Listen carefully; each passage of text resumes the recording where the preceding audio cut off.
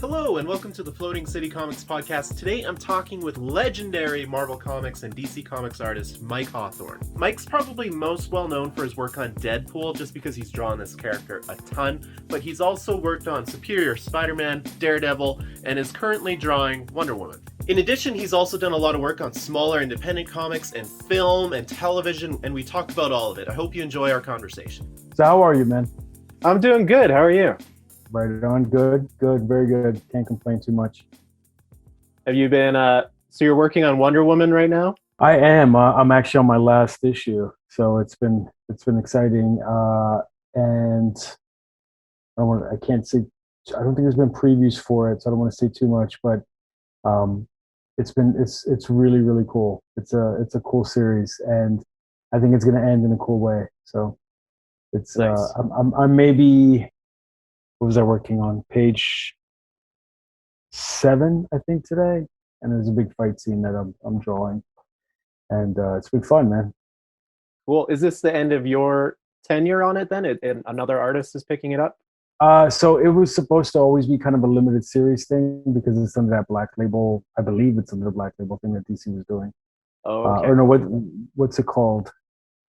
What's that thing they're doing? Is it? Is it their new kind of Vertigo, like darker? Yeah, I forget what the hell it's called. But anyway, yeah, it was always going to be 8 issues. Actually, originally it was going to be 4 45-page issues that, for whatever reason, they made into 8 22-page issues. So this was always the plan. Steph always had a beginning and an end in mind. Although, you never know what the future holds. We might get to do I don't know, some other character evolution or something. It'd be fun. Yep. Yeah. Do you know what you're moving to after this then? Do you have a new project? I do. I can't. I mean, there's the Wildcards thing that was announced with the. So we're adapting the George R. Martin books, right, over at Marvel. But there's another thing I'm going to be jumping on, but I really can't say what it is just yet. I'm sorry, man. I hate to be that guy. Oh, no worries. Okay. Have you been able to work directly with George R. Martin then, or is it more? So kinda, yeah. So the thing started out as doing character designs for these characters, and which is normal for most comic projects. Before it's an actual comic, you have to go through the whole sort of visual development process. So he's been signing off on those, although I don't get to directly email him, which sucks because I understand why. But it would have been cool to have his email and like, I don't know, bug him from time to time. but yeah, so we did a series of character designs early on, and he was very nice about them and liked all the stuff I was doing. And I was sticking to the novels pretty strictly, so I didn't get too funky with it. I think he maybe had one note where he wanted this character to have like slightly curlier hair or something. Right. But yeah, that's been pretty cool to know that I'm drawing something that he's sort of laying eyes on. Yeah, I mean, he's such a prominent figure in storytelling, right? Like that's pretty cool. Yeah, and I was just having this conversation with a friend of mine that has another comics guy. The wild card stuff, I think, is incredibly rich. I think it could be like on par with something like The Watchmen if Marvel really digs deep with this thing, because there's so much material to work from. The time frame, obviously, so we start just post World War II, and we're sort of resetting the timeline where there's now superheroes and monsters and all these crazy characters that are going to tweak history along the way, in that way that The Watchmen sort of did. Right. In that timeline. So I think it could be really cool. And with the source material in mind, it's always brilliantly handled by Paul, who's writing the series and just knows this stuff inside and out. And I'm excited. I think it'll be cool. Have you read the books as well, or? I did pick. I confess I didn't read them before being asked to draw this thing, so I picked some up.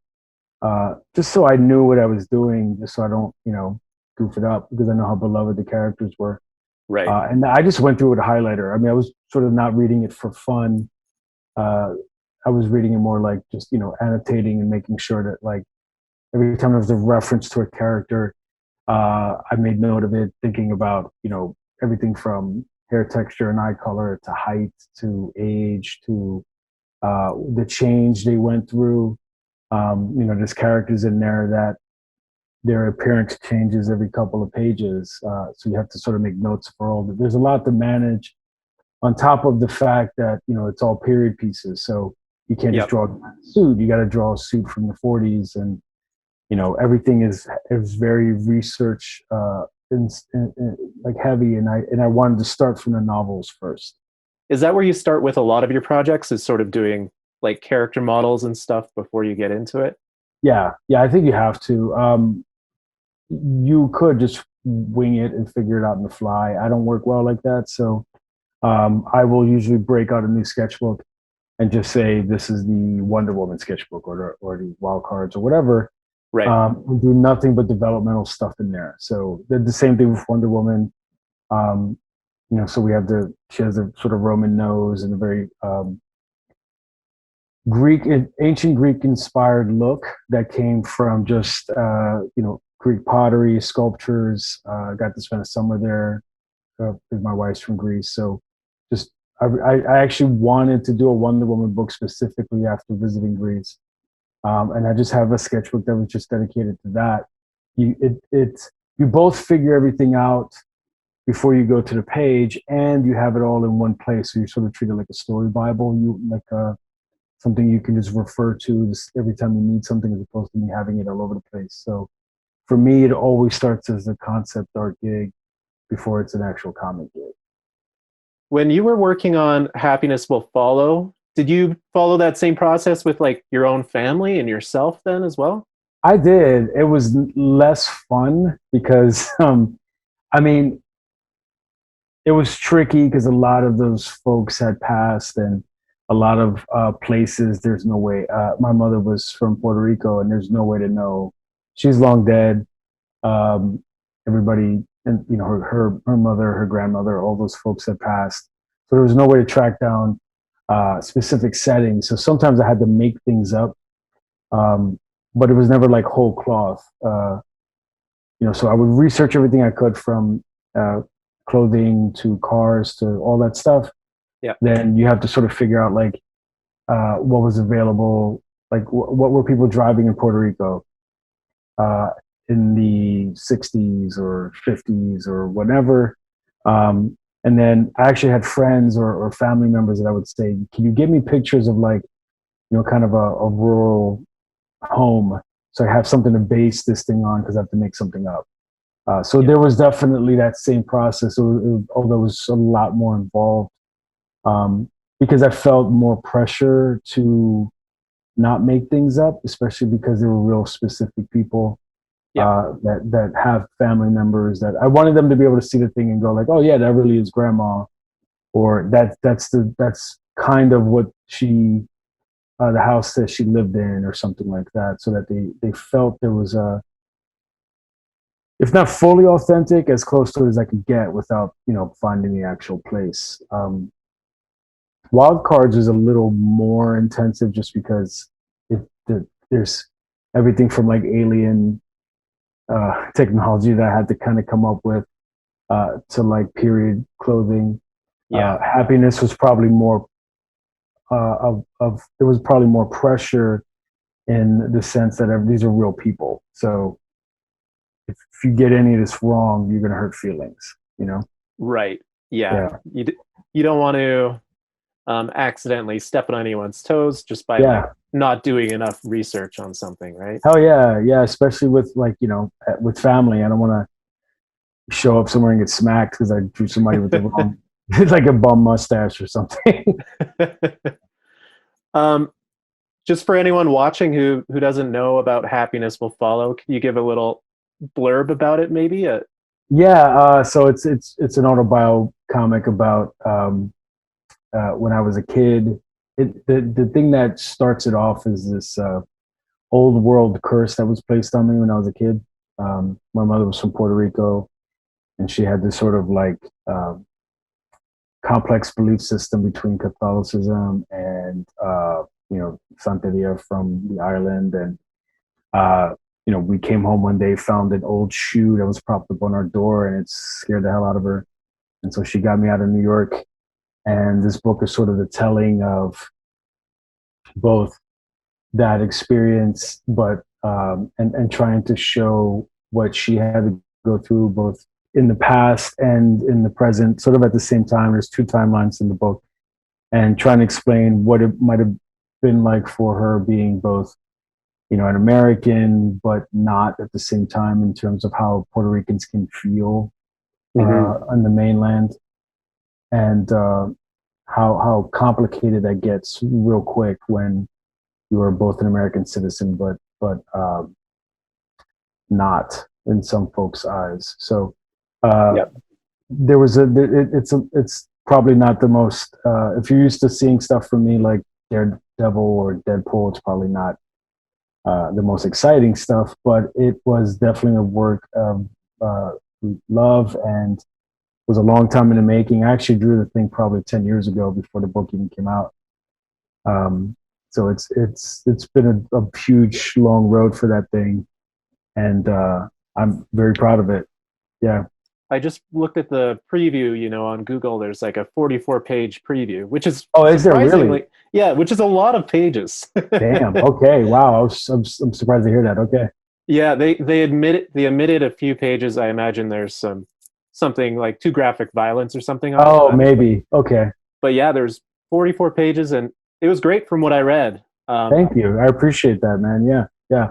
I'll have to send you a digital copy.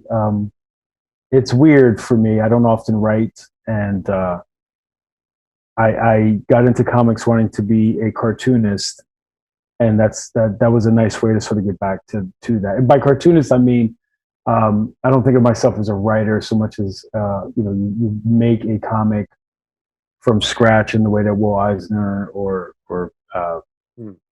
I was going to say Jack Kirby, but he's probably more known for the stuff he did at Marvel with Stan Lee. But that to me is what I'm referring to when I say a cartoonist. Yeah, and so that's always good to get back to. Well, even Jack Kirby's stuff with Stan Lee, he's doing a lot of the heavy lifting, a lot of the work. Yes, yeah, for sure. Yeah. Are you looking to get more into writing then? Are you hoping to move down that avenue? I mean, so yes and no. I don't want to. So when we say writer, I feel like I have to sort of define what that even means. And I think for most people that means you write a script and then you hand it off to someone, because that's the traditional workflow in mainstream comics.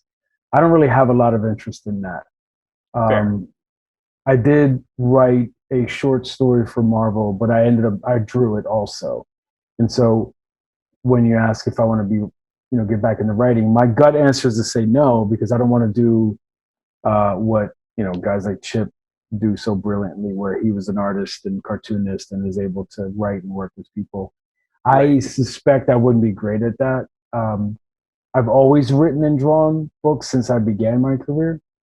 And that's probably where I would stop. I would probably, and I am currently writing some stuff, but it's all stuff that I am also drawing. So, it doesn't really feel like, I don't want to give people the wrong impression. I just don't pitch things as a writer. Even the thing I wrote at Marvel was just kind of a fluke. I ended up writing, Jerry Dugan and I created this Spanish-speaking Mexican version of Deadpool, and I gave him sort of an origin story, and Jerry was like, "You should write it." So yeah, we did that. That was fun. Yeah, I imagine too, like if you're an artist, right, and you're writing something for a different artist, the temptation to just micromanage the art that they're giving you would be so immense. Yeah, it'd probably be really unpleasant, to be honest. Like, I mean, I tend to be very, very, very hands off. Like with all the folks I work with, like I don't micromanage inkers and colorists and all that stuff. I see it as like they're all artists. They all want to do their thing, and I would just get in their way. But because I don't think of myself as a writer, I don't know that I can. I mean, I say that, but I probably would do it just fine. But I just would rather be able to combine the writing and drawing aspect into one task if I can help it. When you are working with writers like Jerry Dugan, Dugan, am I saying that right? Yeah, I usually say Dugan because I think that's how I've heard it. It looks like Duggan, so whatever. Screw him. No, I'm just kidding. No, I love Jerry. I've known him for years and years. We're very close friends. Yeah, I think it's Dugan. I'm always mispronouncing names, especially like comic authors and stuff, because you don't hear it out loud, right? So yeah.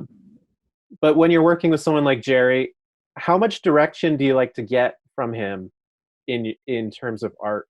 Like, I don't generally get a lot of direction from writers.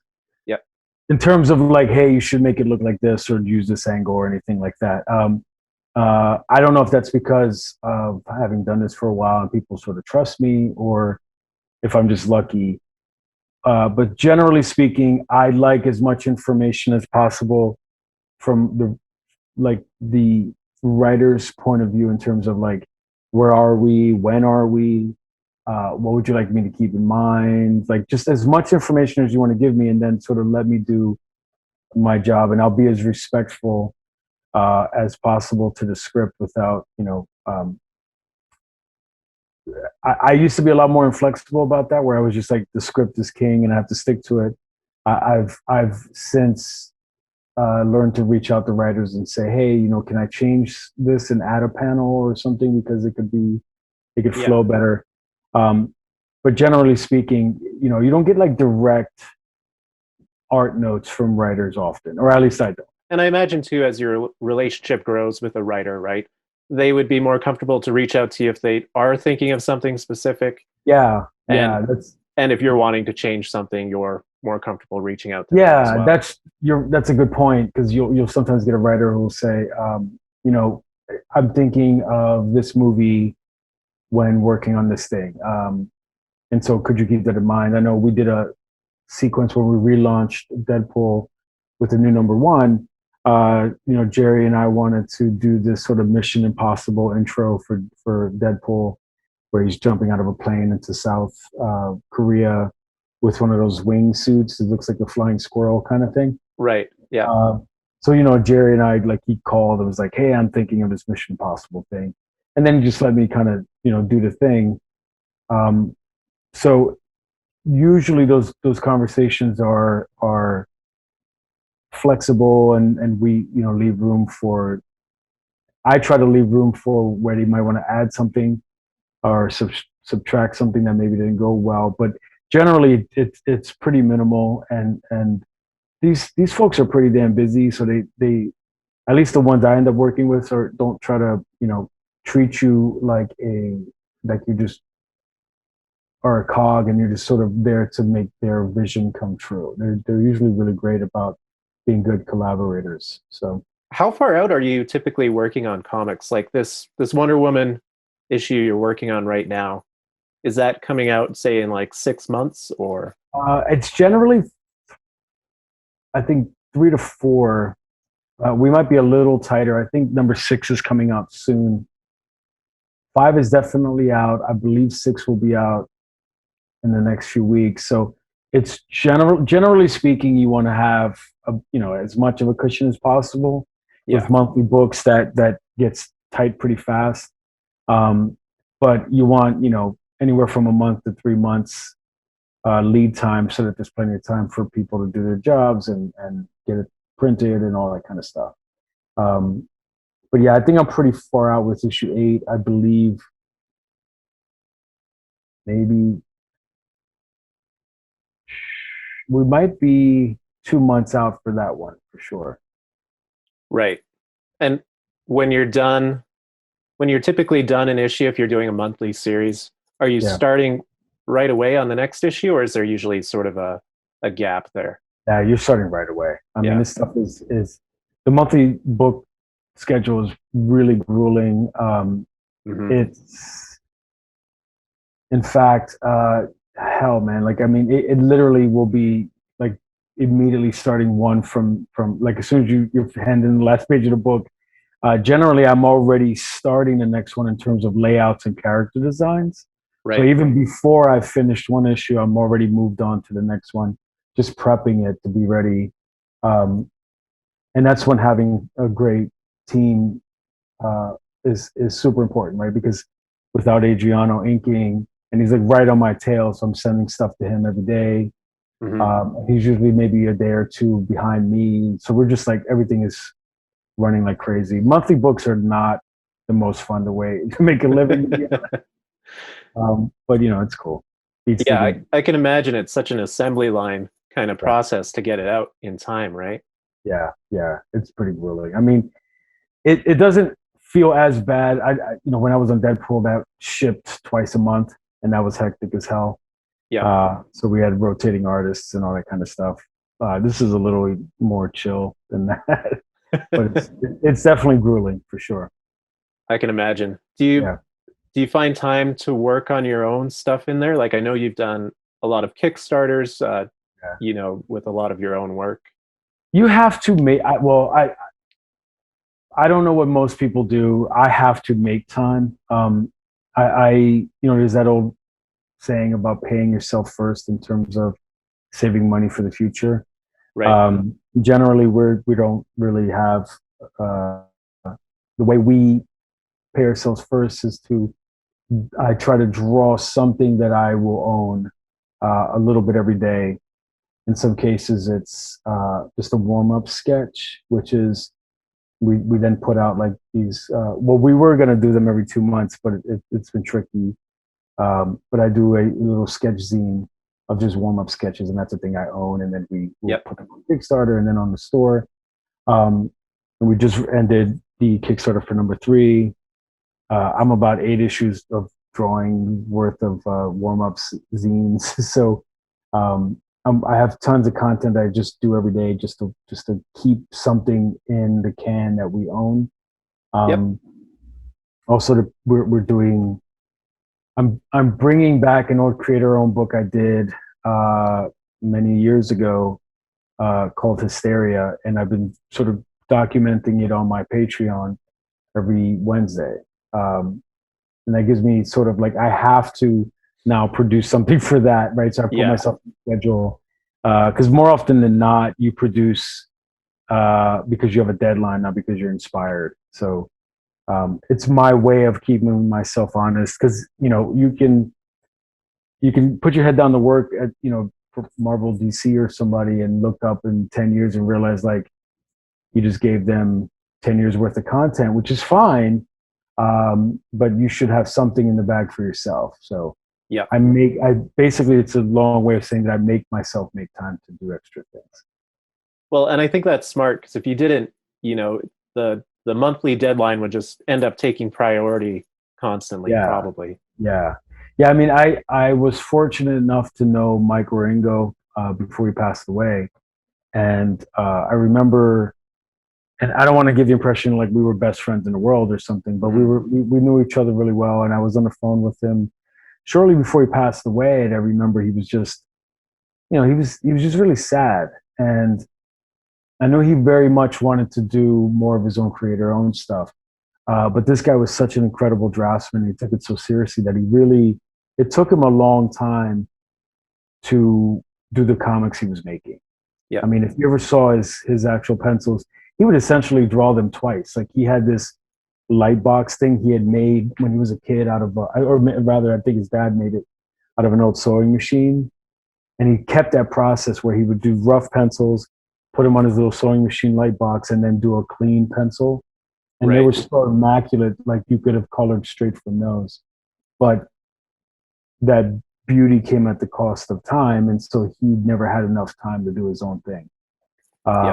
And then when he passed away, many of us were really, obviously we were broken up about the fact that he had passed, but I was especially sad for him because I know he sort of left unfinished business or things that he would have liked to have gotten to if he had more time. And so I think about that often, and knowing that I could very easily have fallen into sort of the same routine because it's just part of the business. And so I try to remind myself that like I have to do this because it's always later than you think, right? Like so So you got to do a little bit every day. I can imagine too, especially with a comic book, like you would never really feel like it's complete, right? Like you could work on one issue of a comic book for months and months. Yeah. I could let yourself. Yeah, I mean, I remember hearing a quote from, I think it was Sean Phillips. You know, somebody asked him, like, when you know if a book is done, and he said, when the FedEx guy shows up. Like, and it's, you know, and I think since he's regretted saying it because I think he felt like it made him sound hacky, and God knows he's not. But the point is valid in that there are times when, if you let us, we'd all be poor and destitute and just working on the same comic forever. Yep. So you do have to sort of make yourself accountable, give yourself a deadline, make yourself deliver something. You know, it's the only way to ensure that you are going to do this thing, and not just noodle at something for the rest of your life. And there are guys that do that and do incredible work, and you know they'll do like one comic over the course of a year or something, and everybody goes, Jesus, that's amazing. Right. But it's hard to make an impact or tell a full story when you're going that slow. So you really do need some deadlines, right? It's what's that expression? If it doesn't ship, it doesn't count. You kind of need somebody kicking you in the ass to make sure that we're not doing, like you said, just doodling on the same comic for a month after month. When you're working on Happiness Will Follow, so there's a 10-year gap between when you kind of created the comic and then when it actually got published. Right. And from what I understand, you added another chapter at the end, right? Yeah, we added, I think it was 20 pages at the end. So it was technically three. It was like three additional chapters. And I did the very last chapter was actually the first time I'd ever done it. It was all with photos. And I did that specifically because it was, I was thinking of you see those biographical films where they roll the credits and then they show you the photos of the real people. Right. Yeah.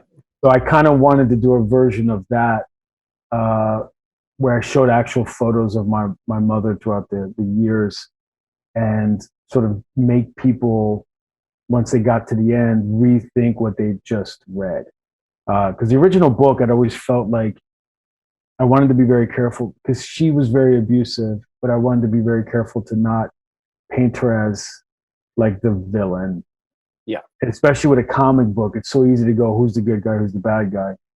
And so I got to that end, and I just did a thing with just the actual, you're seeing the actual face of the person that you just read about, and then asking you to sort of put yourself in her shoes and rethink everything that you just read from the point of view of a 4'10", 100-pound Puerto Rican woman with a strong accent who never had any luck in life. And, would you have managed the stuff that she went through any better, kind of thing.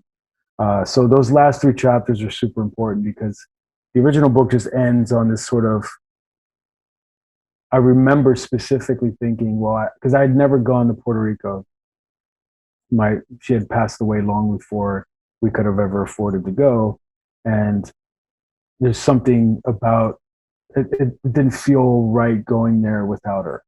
So when I got to the end of the book, I sort of had this, it was ending with this note with me and my kids, and sort of hinting at the next chapter would be to go there. Mm. And then the next 10 years happened, and I kept finding excuses to not go. Right. And so I felt like I needed to address that because it felt dishonest to end the book at that original point. So there's a chapter where I sort of talk about that, and a lot of hiding behind my all important job and not closing out the circle that book was starting to feel like. So yeah, it was important to hit I didn't want to do them, but it was important to add those extra 20 pages. I think it makes the book stronger for sure. Was it hard to look at your old work from 10 years ago when you were publishing this? Not as much as I thought it would be. Right. Normally it's some of that stuff is unbearable, but there was something I've I've trained out a lot of the eccentricities in my style just by I practice a lot. I do a lot of figure drawing and anatomy study, and I teach anatomy and all this stuff. And it was kind of nice to see some of those weird, little glitches in the matrix showing up in the work again. So I think it still stood up more than normal for me, and I'm still really really proud of that work. I mean, it was hard to make, but I think because it was so hard, it stood the test of time for me. Yeah, I can imagine it's hard to kind of mine those traumatic experiences, right? It sucked for sure. I hated it. I mean, we spent about a year, I think, writing the script. I did about 8 drafts, which for me is like, I mean, honestly, it's unheard of for me. I don't really, because of being a cartoonist, you sort of make stuff up as you're going. And this was a whole different kind of process for me. And you had to research everything and make sure you weren't, both not hurting feelings, but also keeping true to the stuff that happened. And I told myself I wasn't writing a tell-all, so there's lots of dirt that I could have put in that I kept pulling out of the story. So it was definitely a long, grueling process, and it was all stuff that you don't want to deal with. I mean, frankly, the weird story of the book is that I never pitched it. I, in fact, did not. Hey, there's a moth here. That's weird. Like spring just happened, and all the moths came out of the ground. I did not pitch that book. I had no intention of doing an autobiographical book. Right. I was working at Vertigo on a couple different things. I'd done some shorts with Harvey Picar, and I did a series called. I worked in a series called The Exterminators, and a longer one called The Unmen, which is related to Swamp Thing. And I was at a signing in Manhattan with my editor. We're having dinner, and he was going on and on and on about this book at the time called A Brief and Wondrous Life of Oscar Wilde, which had just won the Pulitzer. And Junot Diaz, the writer, is also Latin. He's from his family's from the Dominican Republic. And it's about this boy who was cursed as a kid, or rather the family's cursed as a kid, and sort of follows this boy. And I just in an offhand way said, "Oh, that happened to me." And my editor was like, it was like everything came to a halt during dinner, and he made me tell him the story. And I told him, and he says, "If you want to write that, I will publish it." It's just the weirdest thing. And I said, I don't really want to do this. But at the time, it was like Vertigo was like where all the cool kids were. Mm-hmm. It was like 100 Bullets were still there. Scalped, I think. Scalped had just launched when like we were doing Young Men. So Jason Aaron was still like, it was just a very like, if you got to write a Vertigo book, it was a big deal. Right. And I thought, well, I really don't want to do this book, but I can't say no to this opportunity. So I'll write this stupid book, and then I'll pitch them something that I actually want to do. And this was before the New 52. Right, came in. Yeah, before all of us knew that Vertigo was like going to possibly be dismantled. Right. So the long story is that I never pitched this book. I was asked to write it.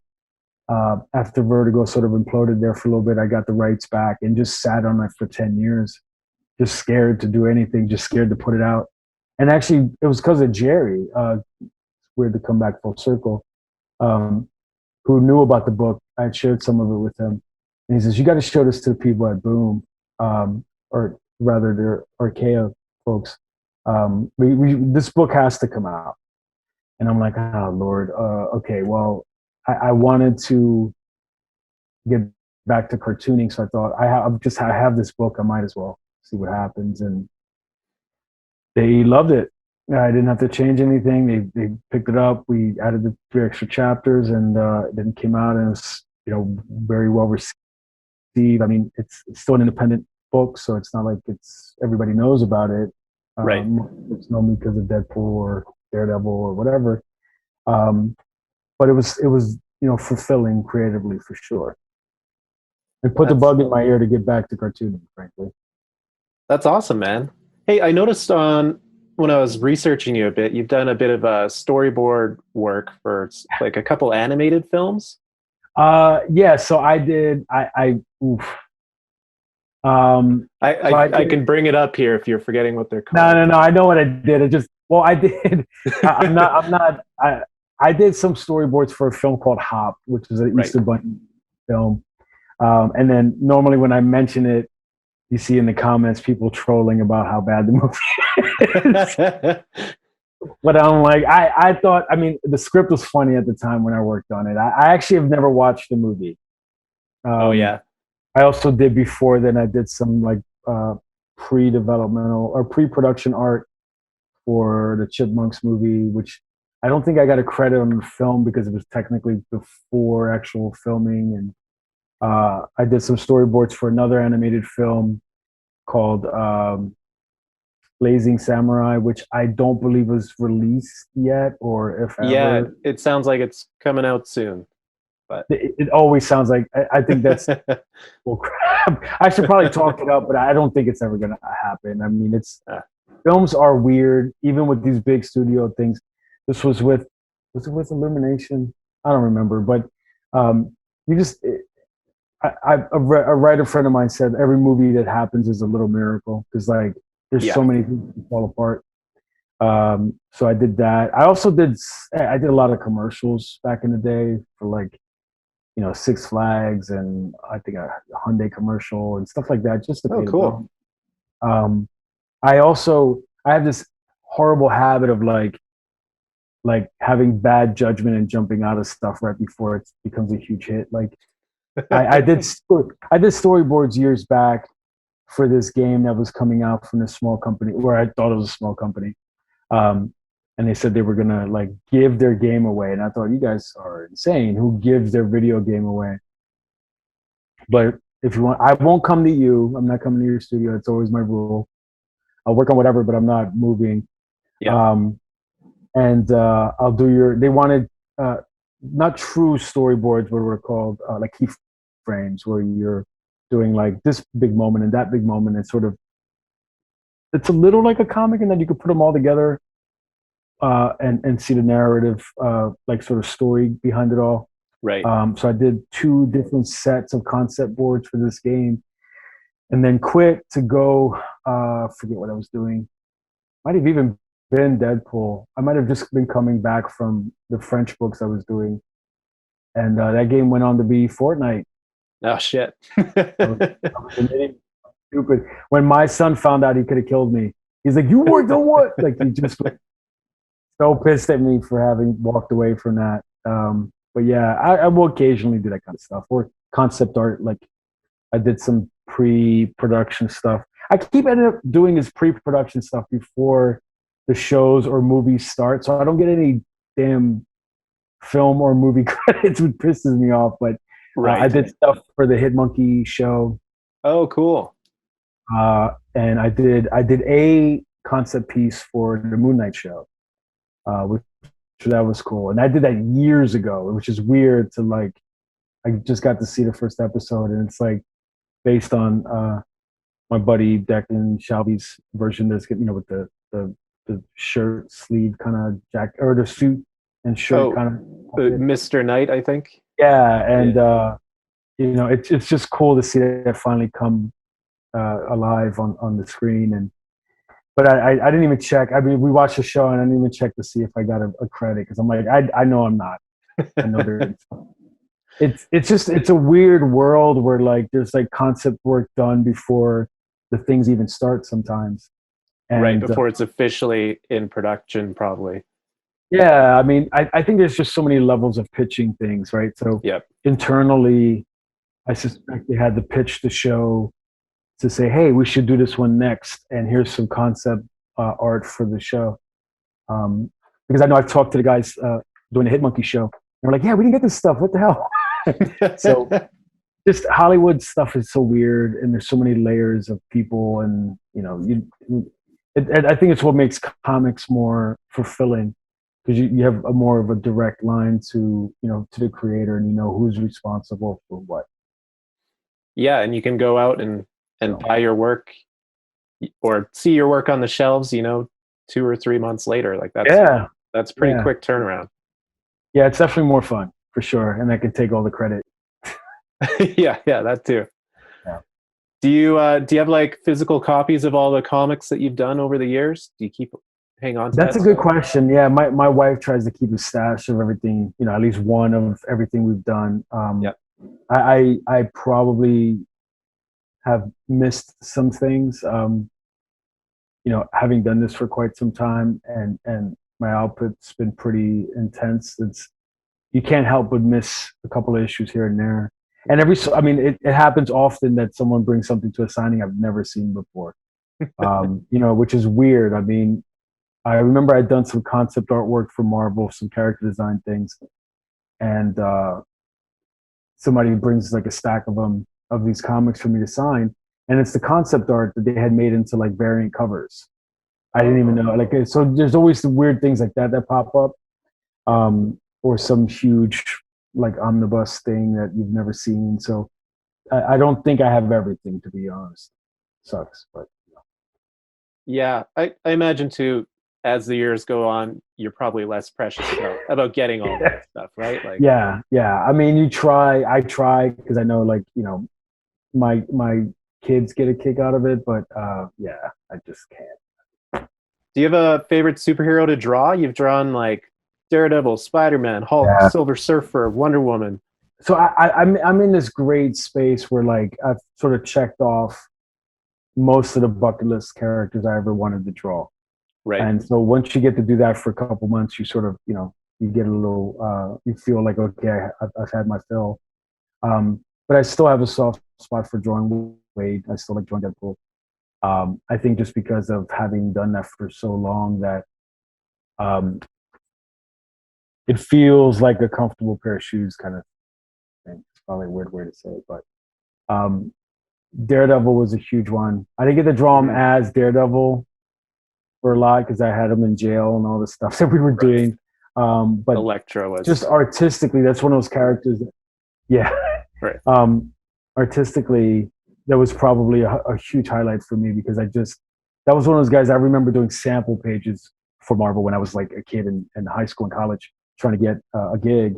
Oh, cool. I'd be doing sample pages of Daredevil and stuff. So that's pretty high up there too. I just don't know if I have any one favorite. So that's a tough call. I'm sorry. I don't have a great answer for that one. No, that's fair. Yeah. What about like a villain? Do you have a favorite villain to draw? Oh yeah. That, again, Kingpin is probably like number one. I mean, I got to draw a lot of Kingpin stuff, and that was probably even more fun than Daredevil himself. And then Galactus, which I also got to draw a little bit during an event book. I would have liked to have drawn more Thanos. I really only drew him in one splash page. Right. So I would have liked to draw him, and I would have liked a run on anything with Doctor Doom. I did get to draw him in a couple panels again, and it's like in like an event tie-in kind of thing. So, I still got to technically draw them, but I feel like I probably have, I feel like I got a good Doctor Doom story in me if I ever had the chance. Yeah. Well, and now you've sort of moved over to working with DC Comics. Yeah.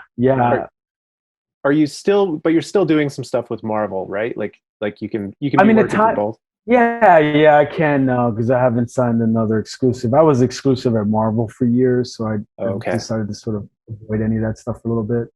But yeah, I mean, DC. It's funny because if you'd asked me years ago before working there, I would have thought probably Batman and like a Joker thing. Yep. But since working on this Wonder Woman series, and drawing Superman, interacting with her, I realized like I do have a Superman story in me. I don't know how that plays out. And I tend to like sort of the classic, sort of, if I was going to draw Batman, I'd like to draw him against one of the classic hero or villains like Joker or Two-Face. If I was going to go Superman stories, I'd want him to, pit him against like, Brainiac or Lex Luthor or something like that. I did get to draw Brainiac in a Superman thing many years ago, and that was super fun just because you can kind of do all this gnarly tech stuff, but it's still, just draw him as an evil looking dude at the same time. So yeah, it's rarefied air. I'm very, very lucky for sure, man. Did you grow up reading comics, or do you remember your first comic that you started reading? Yeah. It was Uncanny X-Men. I don't remember the issue. It was drawn by Mark Silvestri, who was like my favorite as a kid. Yeah. And I don't know. I might have been. I think I came to comics a little later than most of the folks I know. So I think I was like 12 or 13 maybe. And what hit me with them was like just the idea of this being a job. I mean, I was kind of a poor kid in a very, very poor city. And the idea that like people were drawing pictures, and I was always drawing anyway, but yeah, just seeing the names in them in a comic was like a huge deal. It just made it real that like, oh, this is an actual, like you get up and this is your job. And so, yeah, for sure, seeing Mark Silvestri's work and Jim Lee and seeing like, this is real, and I could do this if I worked hard enough, and got very, very lucky. So yeah, that probably, and then I had a godbrother who had really weird taste in comics, but I didn't know that at the time. So he would like give me, a copy of the X-Men and then like a Judge Dredd comic and a like some black and white weird thing or just there was an old series called like Warlock 5 I started to pick up. And yep. I thought that was normal. Do you remember this thing? Nobody else ever remembers that, man. I have it. I haven't read it. I bought a collection off someone and they had a whole big stack of Warlock 5s, awesome. But awesome. I haven't read them. yeah. They're weird. It's like I picked them up just for the art. It was all black and white and like airbrushy and stuff. Yeah. I thought that was like normal. It wasn't until years later that I realized, most people just focus on like a superhero thing. And so early on, I was lucky in that my tastes were kind of all over the place. And I'm super grateful to this dude who's just, it was like in the days of when you'd buy a comic, read it, and then like literally throw it away. Right. Only he was just giving them to me. So that's I got to see like classic, Judge Dredd stuff. And then years later, get to draw Judge Dredd for 2000 AD. And awesome. It's a weird circular thing, dude. I've been really super lucky. I've sound like a broken record, but I'm very, very, very aware of just how fortunate I've been in my career, man. How did you go from a kid reading these comics and wanting to be an artist to actually, becoming an artist? Especially back then, it's not like you could Google how to become a comic book artist, right? It was just kind of a wing and a prayer. Like I was always, I started sending out submissions when I was 15 and literally sent Marvel my original artwork because I was so certain that I would get a job and to just pick up my artwork from the offices when they sent the limo to come get me. I was just super duper naive. And I spent years sending submissions and then plastering the projectors on the wall in my mother's house. All throughout college, I would make myself like I was lucky in that I had a really proactive and super supportive art teacher in our high school. I was in one of these inner city schools where it's kind of rough, but the art program was amazing. And this guy, his name is Mr. Dotson. I still keep in touch with him. He did everything he could to get me into an art school, and I was lucky enough to learn a ton from him. And then all throughout college, I was studying fine arts and painting, just figuring that like I got to learn how to draw as well as I can. I didn't really take any illustration classes, but I would make myself on the weekends do sample pages. So I literally covered an entire wall with these 8.5 by 11 rejection letters, and never got never got a gig. Oh, Um, geez. so by the time college wrapped up, my mother passed away, and I felt sort of frantic to do something with my life. So just saved up some money and started my own comic series called The Hysteria thing I mentioned. Hmm. And this was in like 99. So I didn't know what I was doing, and nothing about business, nothing about publishing, and just like winging it still. It was literally like going back to my old high school and coloring the covers on their computers there at the school, just because, Oh, and just didn't know even how to use Photoshop. I was just literally winging every step of it. yeah. Um, and put out 4 issues of that thing on my own, and quickly lost. I thought at the time it was normal to do an indie book and put out a comic every so often, maybe every 2 months or a quarter. I thought, no, I'm going to hustle and I'm going to do a monthly indie book, and I'll show everybody how it's done, which just meant I went out of business in 4 months rather than 8. um, and but it was my wife jokes that it was my master's program in comics, and people saw it. Yeah. And so uh, I went to school in Philly, and Matt Wagner was a fellow Philly guy. He had gone to school in Philly also. We just by dumb luck, I had a professor at my school that had been his professor like 15 years before me. So I just had like a way to like Matt was going to come to a show in Philly, and I felt like, okay, I'll just say that we know the same guy, use it as a way to introduce myself, and showed him my portfolio, and he gave me my big break with well, not immediately, but eventually he did, with a series he was doing called Grendel Black, White, or Red, White, and Black, I think, um, which was awesome. I mean, it was like the best first gig you could imagine. He was super helpful. He was sort of teaching me while I'm doing the job, and Hmm. uh, giving me both a mix of like fully written script and then like opened up script where he just said, okay, let's have a fight scene for 3 pages. It was ideal. I love the guy to death. I keep in touch with him now. And he was both a teacher and a boss at the time, along with the folks at Dark Horse.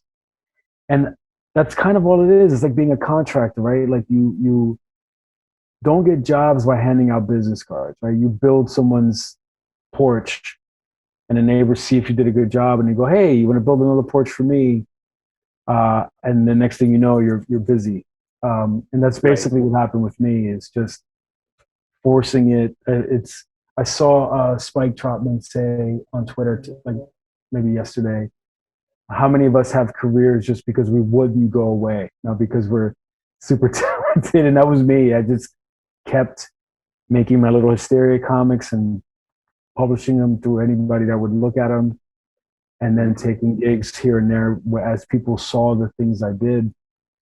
And it took quite some time from when I started submitting to when I finally started to get gigs, but um, it was, I think it was probably for the best. I think if I was one of these guys that hit it and got gigs and when they were a teenager, I don't know that I would have appreciated the work as much as I do now.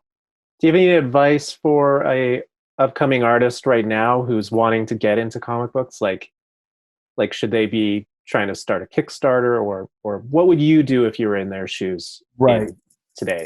Yeah, I got you.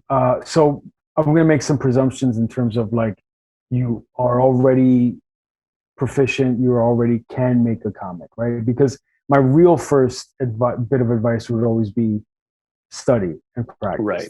Learn anatomy, learn perspective. The old school stuff. Like, I teach at an art school. We offer all kinds of high tech, like 3D modeling and all that. And that stuff is amazing, Yep. but you need the real basic drawing skills. So we're going to jump ahead and pretend like we already know this fictional artist is good enough to make some comics. Right. I push to my students to just make stuff immediately. Don't wait for permission. Don't wait for a gig. It's what I did. You might get lucky and you have an uncle that works at Marvel or something. I did not. And so the only way I know to break in is to make stuff.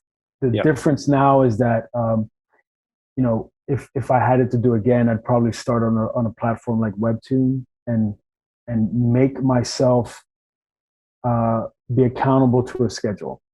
Hey, I'm going to be on Webtoon and I'm going to post something every Wednesday. Mm-hmm. And maybe it's not a full comic because I also have to hold on a full-time job, which I also did. I was a cook. I was a short order cook. So I'm going to do a comic every Wednesday and I'll have it on Webtoon and then build that up. Do that for a year. And you have a bunch of content. Maybe you've built up a readership of, if you're lucky, maybe a couple hundred people. And you treat those people like gold, like treat them like you care about them. You want to make them happy with this stuff. And then I would then link that up to a Patreon where they could have I want to be careful because I don't like to think of Patreon as like a transactional thing. I like it because what I love about my Patreon is that I've gotten to know people that like my work a lot. Like to my right, I don't want to show the envelopes, but I have like literally a handful of envelopes here. I just picked up mail today of patrons who wrote me back, sending me stickers and cool stuff. So I would get to know those people that really like sort of the evangelists for your work. I have folks that have been reading my comics since Hysteria that are like, when are you going to bring that back? Those people are like amazing. And you want to don't take them for granted ever. So give them a place to like meet and hang out. Do that for a few months. And then as you're building up your content on Webtoon, then take that to some place like Kickstarter and say, I'm going to make a print version of this book. You don't have to reinvent the wheel. People are doing this stuff. It's already kind of a tried and true method to both make yourself accountable to a schedule, accountable to people, and then make a product. Don't try to start. I wouldn't start with a product. I wouldn't just go straight into a Kickstarter, although by all means you could do that too. The catch is that you maybe don't want to do a Kickstarter. Maybe you want to pitch the thing after it's been on Webtoon for a year. And that's where there could be some divergence. And I say Webtoon, it doesn't have to be. It could be Tapas. It could be any of these platforms. Hell, you could even start with putting your comic on Instagram or TikTok and then tell people, hey, you can go to my Patreon and see this page and it's not scrolling in a 10-second video on TikTok. So it doesn't have to be Webtoon, but you want something where people know to expect something from you on a certain time every week. Then, make some friends with the products that you're like, they're not products, the comics you're making, and then come up with some physical things that if you want to have actual comics to sell people. And that can be a pitch thing. That could be sending it to a publisher or an agent. That's just a harder lift. So I don't like to start there. I think with all the tools that we have now, we don't have to wait on someone to say, okay, I'll represent you and I'll get you a publisher. Right. And people are doing huge things on Kickstarter.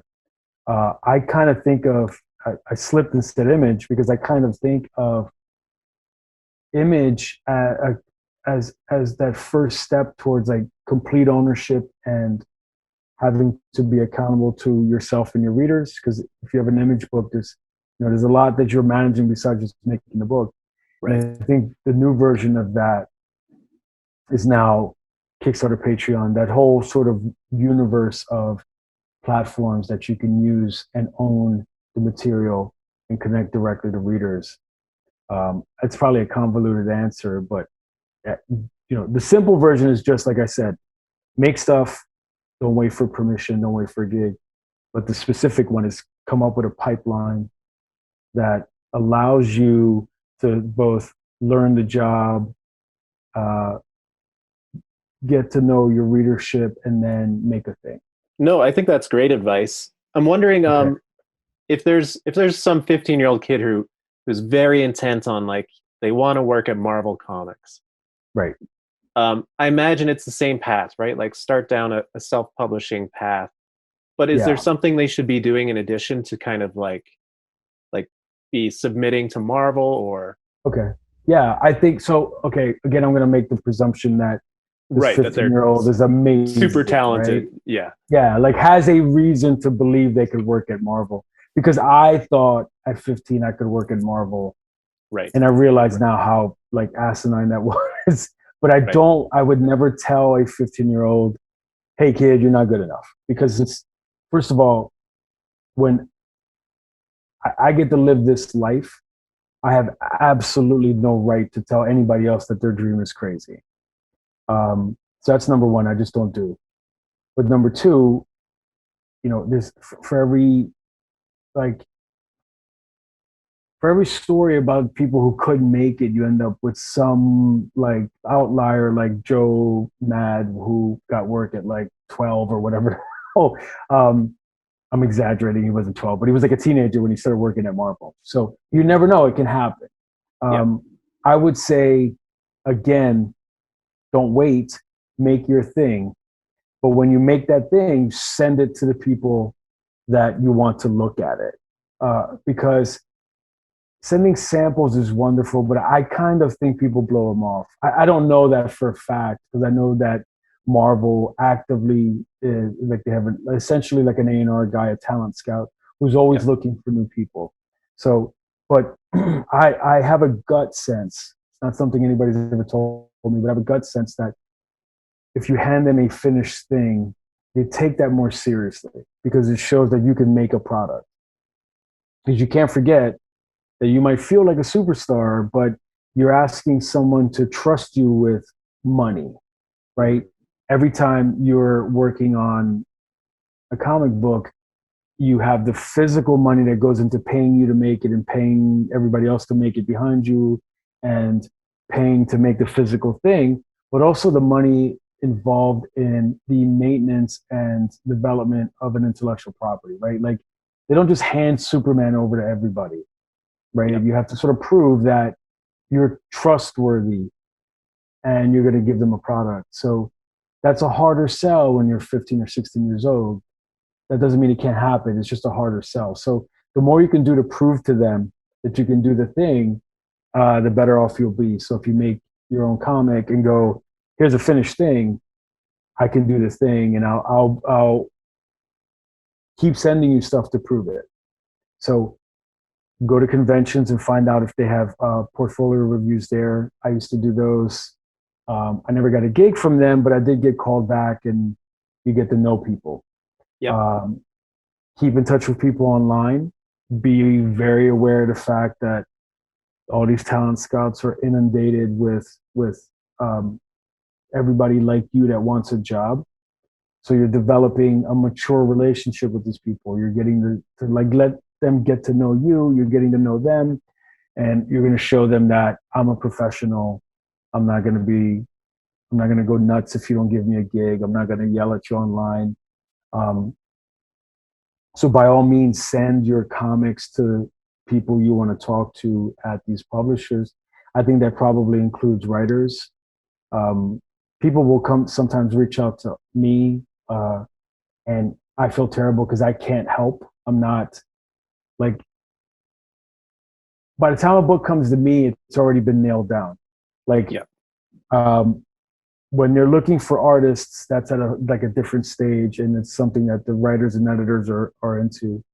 Um, so you have to go there and just slowly get to know people. Just make things that people are excited about, and you do it consistently, and you keep that pipeline that I talked about a few minutes ago. But you're going to add a little stream that trickles off to writers and editors that you think you would connect with and like to work with, right? And just give them a comp. Like, here's my new comic. Here's my new comic. Next month, here's another comic. Um, and let them get to know you and see you. And what happens is like what happened to me is like the right person sees it and goes, I have an 8-page thing. You want to draw it? And then you're off to the races. yeah. And I imagine like especially if you can show continued production of work, right? It's showing a lot of tenacity and that that you're into this. This isn't just a passing thing, passing notion that you had, that you're really dedicated to this craft. Yeah. I mean, like we said, the monthly grind is really difficult. And can you draw 30 pages in a month? Can you draw that plus a cover?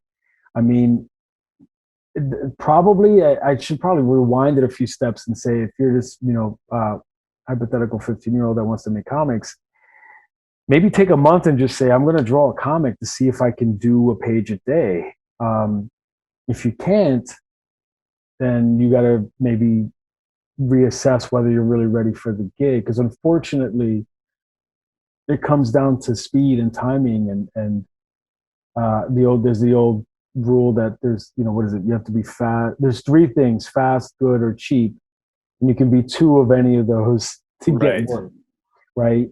But fast is often the sort of the make or break thing, because they need books every month. And if you're slow, even if you're amazing, it doesn't always work out. Unless you're, Alex Ross or something. But Alex Ross is fast, dude. I mean, he's painting multiple covers a month. True. So all these guys, anybody that's been doing it for a while, is either able to consistently deliver a thing regularly, and it's always high quality. Or if they're not regularly doing a thing, then they're just geniuses, and everybody's willing to wait on them a little bit. Yeah. But even that, I mean, even if the people who are quote unquote slow are still producing way more than the average illustrator. Are you usually using like traditional drawing methods, or are you starting to move more digital as time goes on? It depends. I mean, I still like working traditionally with pencil. I will do layouts digitally sometimes. I'm doing the new Hysteria stuff. I'm penciling roughly with pencil, and then scanning or taking a picture and then inking it in Procreate with Apple Pencil. Yeah. So it's kind of a mix, and my workflow has always incorporated some sort of digital. I mean, even early in my career, I was like scanning pages and blue lining them, and printing out chunks and drawing on other pieces and sort of putting them together sometimes in Photoshop. But I'm still predominantly traditional. Are there any comic books that you're currently reading, or any comic book TV shows or movies that you've enjoyed recently? I hate to admit that I don't read a lot of comics. Everybody always looks at me like sideways when I say that. I don't know if it's, when I was a cook, when you came home from cooking for 8 or 10 hours, the last thing you want to do is cook some more. So often I'm just not reading comics like I'd like to. I'm trying to think of the last time I read a comic that actually the Lonely City comic, the Catwoman comic that Cliff Chang is doing all on his own. It's the last thing I read. It's amazing. Like Cliff's doing all of it, from the pencils to the letters. So that's the kind of thing that will tickle me, that like stands out. That single creator kind of. Yeah, I'm such a sucker for that, dude. Like, it just seeing, the entire piece. That's to me what comics are supposed to be. That doesn't mean I don't love every single collaborator I've ever worked with. Yeah. But if I'm looking for something to pick up, I'm often taken by something like that. Or when you have a writer and artist that are just like so in sync, that you can't tell that there's two minds, Right. And then I just watched a new Moon Knight show with my boy, and I know people were complaining about, I don't want to give anything away, but people were complaining about the action scenes. I thought that was the best part, just that, like, seeing it from his point of view and just being completely lost. I loved it. Yeah. I thought that's probably the best first episode of any sort of Marvel show that I've seen. I agree. And I'm just so excited to see where they go going forward, like you could do that same episode from a different personality's view. Yeah. And it's going to be just as interesting. Yeah. I loved it. I mean, I found myself laughing which I was surprised by. I found myself like just completely heartbroken for this dude. You know, the scene in the restaurant. I'm trying hard not to give anything away if you haven't seen it, but the scene in the restaurant is just the range of emotions on his face. Ah, man, it's fantastic stuff. Yeah, agreed. I loved it. Yeah, yeah. Is there anything else you want to plug before we kind of sign off? Uh, Patreon more than anything else. That's sort of become the hub for me, where sort of everything sort of grows out of, and I am doing an insane amount of stuff on there. All of a sudden, I post daily. I do my own Q&A podcast with my old friend Jamar Nicholas, who is a Scholastics cartoonist, where we answer questions for our patrons, and it's great because he's on the bookstore end of comics, and I'm on the sort of the slummy comic store end, which I'm it's near and dear to my heart. Yeah. But the bookstore people all kind of look down at us a little bit. But I'm just kidding. Jamar's great. But we can kind of cover all bases. I can talk a lot about sort of indie comics and mainstream comics from the comics, sort of what we all think of as comics end of the thing, and Jamar gets to talk about the highbrow art house bookstore stuff. And I do like a live stream every month, an art live stream every month, a demo video every month. We've been publishing zines and stuff through there. So Mike Hawthorne art on Patreon is probably your best bet. That's it. And I have tons of art books on my store. It's Gumroad / Mike Hawthorne. So, but that's it. I mean, because I'm not going to plug Wonder Woman. DC can plug it. That's their job. It's got a big enough plug. Yeah, on its own, exactly. Yeah. I will say I love your TikTok. Like just watching you doodle things and draw things on TikTok. Like it's awesome. It's a good little break when you're kind of just flipping through videos.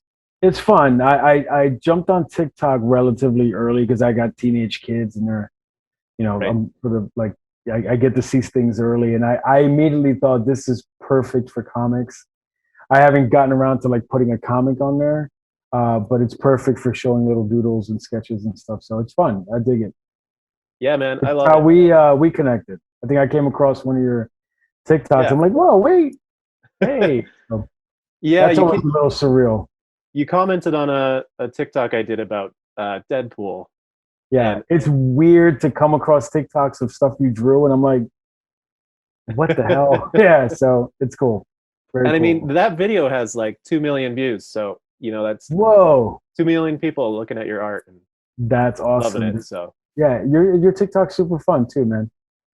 Yeah, I just like to share what I enjoy about comics, right? Which is the story. A lot of people kind of there's a lot of weird sort of TikTok accounts where people are like debating which superhero is stronger or things like that, and like I could care less. Right. I just want to share like stories that I think are funny or heartwarming or touching. Yeah, and it feels like what's great about comic shops in general, right? Because it's like, look, you can buy comics anywhere, but I always think of comic shops as sort of our Cheers, where you go in and people know you and they know what comics you like and go, dude, you got to see this such and such that so-and-so just got. It's probably the biggest thing. I mean, not reading comics like I used to, I find that I'm missing the comic shops more than the comics because it's just there's no retail experience like that anymore, or I shouldn't say anymore. But it's not as in this sort of Amazon world. It's not as prevalent. So, and I think when every so often you'll see that online, and if it's done well, it's fun. So, good job, dude. Is that what your shirt says, by the way? Support your local comic shop. It actually says surf shop. Yeah, dude. It was there's a surf shop near my wife has some family in Florida. Yeah. And it's a Red Dog in New Smyrna Beach. So if you're there, go shop at Red Dog, indie surf shops, indie comic shops, all that stuff. I love it. And your local comic shop as well. That's it. Hell yeah. We need to make t-shirts, dude. Support your local comic shop. It's not a bad idea, actually. Yeah, I'd be down. So right on. Sweet. Well, yeah, I'll let you go. I don't want to take up too much of your time here. All right. Good talking with you, man. Yeah, thanks so much. Catch you My later. pleasure. Yeah, take it easy, man.